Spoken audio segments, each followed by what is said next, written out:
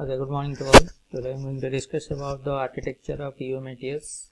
The UMTS network architecture can be divided into three main elements. First is your user equipment UE, then your radio network subsystem RNS and core network. In user equipment UE, the user equipment or UE is the name giving to what was previous term the mobile or cell phone. That means the equipment is known as the mobile or cell phone. The new name was chosen because the considerably greater functionality that the use should have, and it could also be anything between a mobile phone used for talking to a data terminal attached to a computer with no voice capability. Radio network subsystem or RNS. The RNS, also known as the UMTS Radio Access Network UTRN, is the equivalent of the previous base station subsystem or BSS in GSM system. It provides and manages the air interface for the overall network. Next is your core network. The core network provides all the central processing and management for the system, and it is the equivalent of the GSM network switching subsystem of NSS. So in the core network area is another, this known as the this is the core network. The provides all the central processing and management for the system. Next, what is the equipment? User equipment UE. The user equipment or UE is a major element of the overall 3G UMTS network architecture, and it forms the final interface with the user in view of the far greater number of applications and facilities that it can perform. The decision was made to call it is a user equipment rather than a mobile, and there are a number of elements within the UE. Next is UE radio frequency circuit. The RF areas handle all elements of the signal, both for the receiver and for the transmitter. One of the major challenges for the radio frequency power amplifier was to reduce the power consumption. Next is your baseband processing. The baseband signal processing consists mainly of digital circuit, and this is considerably more complicated than that used in phones for previous generation. Next is your battery system. While current consumption has been minimized as far as possible within the circuitry of the phone, there has been an increase in current drain on the battery, and with user expecting the same lifetime between the changing batteries as experienced on the previous generation phones. So battery, that means the auto drainage system in battery, because when the one battery will be fully charged, it automatically will start to draining system, right? Next is universal subscriber identity mobile or USIM, and this is the UE also contains a SIM card, although in case of UMTS it is termed as USIM, universal subscriber identity, and this is a more advanced version of the SIM card used in GSM and other. So UMTS also use the SIM card like GSM mobile system, and this SIM is contain all the identification of the user. This is a more advanced version of the SIM card used in GSM and another system, but embodies the same types of information, right? It contains the international mobile subscriber identity number IMSA also, and as well as the mobile station international ISDN number. Next is your radio network subsystem. This is the, or RNS, which can say radio network subsystem, and this is the section of 3G the function 3G UMTS and WCDMA, wideband code division multiple access.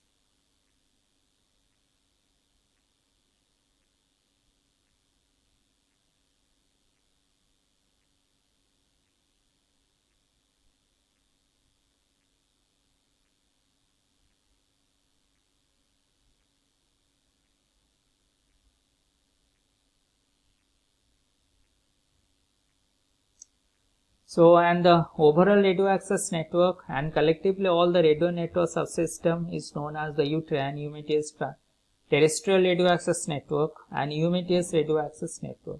The functions of RNSC include, what are the functions? First is your radio resource control, admission control, channel allocation, power control settings, handover control, ciphering, segmentation, reassembly, and broadcasting signaling. So that is known as the radio network under the radio network subsystem. Again repeating, first is your radio resource control, where the radio signals are controlled, admission control, channel allocation, power control setting, handover control, ciphering, and next is your segmentation, reassembly, and the broadcasting signaling.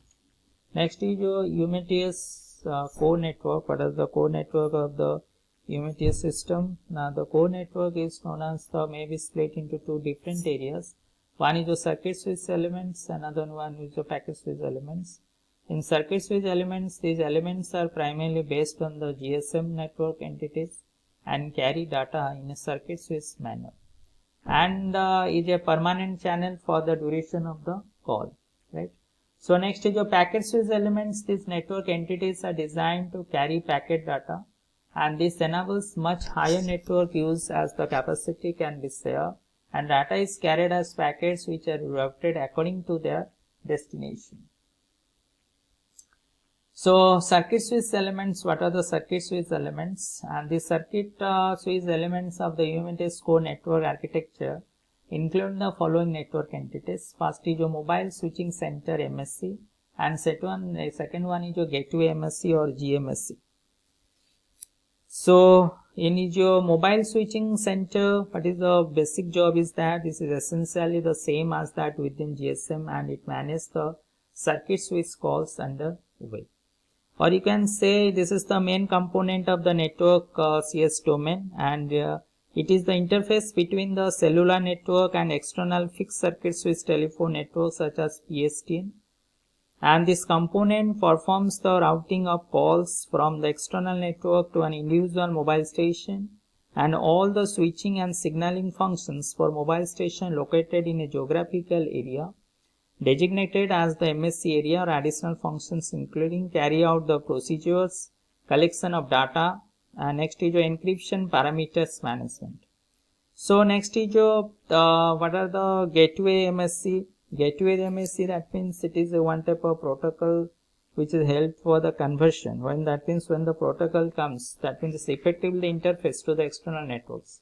That means when the one protocol coming from other network entered to another network, that means there is a conversion, or that we can say the transfer of the protocol is required. So that is the use of the gateway MSC or GMSC system. So next is in this thing is known as the in circuit switch element. In the circuit switch element, that is known as the what is the circuit switch element? That is, we use elements of the UMTS core network architecture include the following network entities. So mobile switching center MSC, this is essentially the same as that within GSM, and it manages the circuit switch calls under way. So gateway MSC or GMSC, this is effectively the interface to the external network. So next is what are the packet switch elements? The packet switch elements of 3G UMTS core network architecture include the following network entities: serving GPRS support node SGSN. As the same name implies, this entity was first developed when GPRS was introduced, and its use has been carried over into the UMTS network architecture. The SGSN provides a number of functions within the UMTS network architecture. So first one is that what is the mobility management?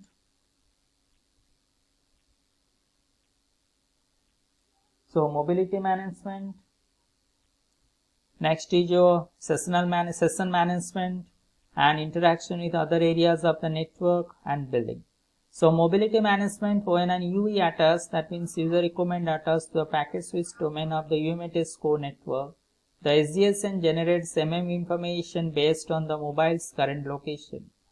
Session management, the SGSN manages the data session providing the required quality of service and also managing what are termed the PDP, that means packet data protocols context, and that is the pipes over which the data is sent.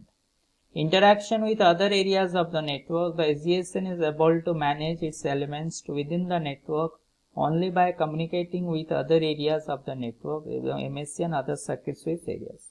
And the billing is the more important thing. What is the billing? That means after the completion of the call, the billing, the generation of the billing is main component. The SGSN is also responsible for billing. It achieves this by monitoring the flow of user data across the GPRS network. CDRS, that means call detailed record, are generated by the SGSN before being transferred to the charging entities, that means charging gateway function SGSN, CGF. So that's why today for this class of package next we are going to discuss about your another components. Okay, thank you to all.